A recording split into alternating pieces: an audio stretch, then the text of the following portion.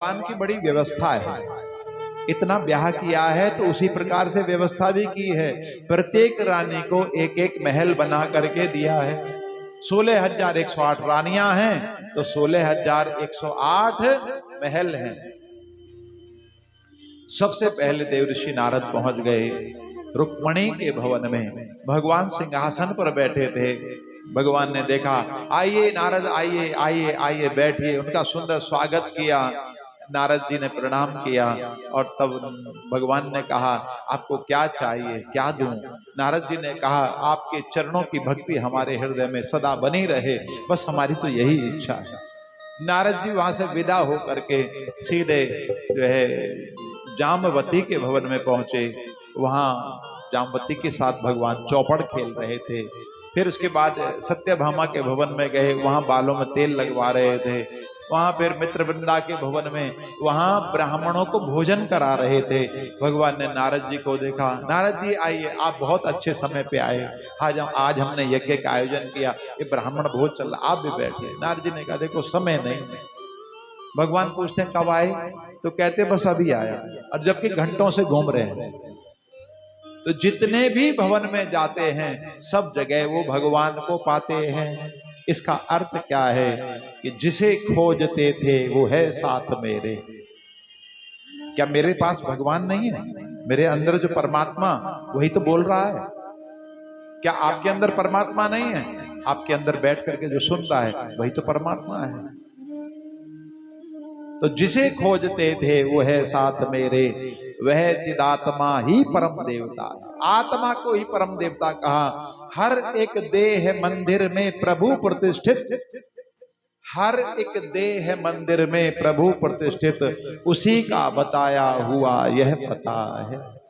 ये भगवान ने तो कहा है कि सभी देहों में मैं स्थित हूं, मैं आत्मा के रूप में मैं ही हूं। वो जो मंदिर में है, मूर्ति में, उसमें प्रतिष्ठा की जाती है वहां ब्राह्मणों के द्वारा, लेकिन आप में जो प्रतिष्ठा हुई है वो भगवान के द्वारा प्रतिष्ठा की गई है। इसलिए उस परमात्मा से ज्यादा जो है कीमत इस मंदिर की है जिस मंदिर में भगवान विराजमान है चैतन्य के रूप में। इसलिए वहां सेवा ना हो पाए कोई बात नहीं, लेकिन चराचर जगत में परमात्मा विभिन्न योनियों के रूप में, आत्मा के रूप में उन जीवों में जो बैठा हुआ है, उनकी यदि आप सेवा कर लेते हो तो उससे परमात्मा सबसे ज्यादा प्रसन्न होता है। इसलिए कोई पशु हो कुत्ते के रूप में, कोई पंछी हो तोते के रूप में, कौवे के रूप में, कबूतर के रूप में, तो उनको जो है आप अवश्य ही अन्न का कुछ भाग जो है उनके लिए आप अपनी छत पे डालो। रोटी देकर के जब आप कुत्ते के लिए घर से निकलोगे तो आपको कुत्ता द्वार पर मिल जाएगा मारा,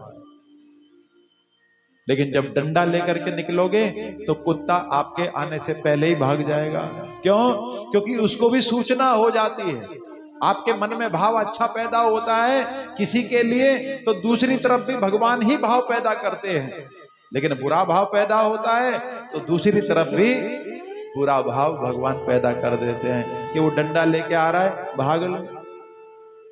बोलो श्री वृंदावन बिहारी लाल की जय। तो भगवान कहते हैं कि आपके घर में कोई पवित्र साधु आवे, संत आवे, कोई ब्राह्मण आवे, पवित्र ब्राह्मण आवे, तो आपको उनका मान सम्मान करना चाहिए, उनका मान सम्मान। भगवान कहते हैं, हे नारद, मैं तो अपने गृहस्थ धर्म का पालन करने के लिए तेरी पूजा करता हूं, और इसका मतलब ये नहीं है कि तू मुझसे भी ज्यादा बड़ा हो गया।